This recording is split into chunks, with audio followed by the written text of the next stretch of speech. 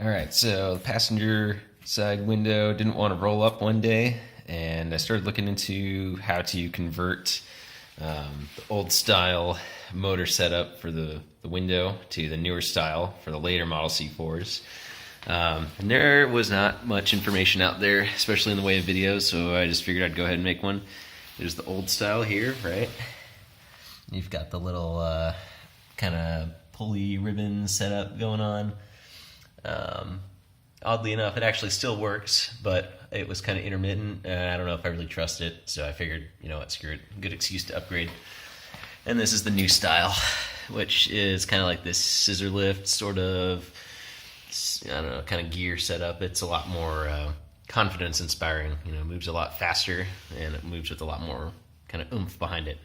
So, you know, some of the things I had read sounded like this swap was not particularly easy, but I want to show you just how easy it actually is.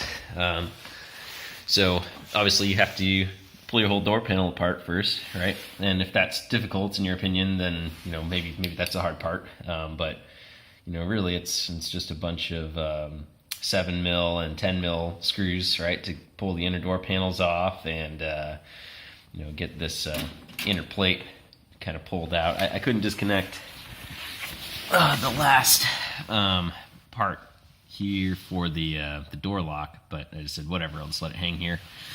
And then once you get inside, getting the window out is a little bit tricky. You just have to make sure that you loosen the anti-rattle bits up here, and there's another one on the other side. You can't see it under the plastic, but you just got to make sure you loosen those or else you will not get the window out.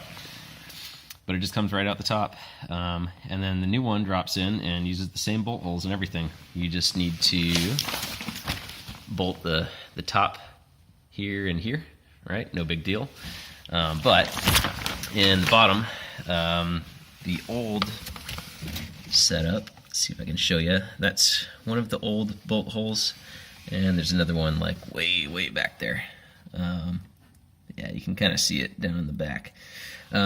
Since that new style scissor lift only has 2 bolts that are closer together, you're going to have to drill 2 holes like in the bottom here. So you just kind of have to measure the distance between the 2 and make sure you get it lined up. And go ahead and drill it, and there you go. That's really the only modification that you got to do. In my opinion, that's the only hard part.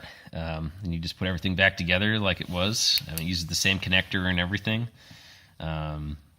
Yeah, $80 and you save yourself probably a lot of money having somebody else do it. So cool. Hopefully that gives you at least a little something to go from.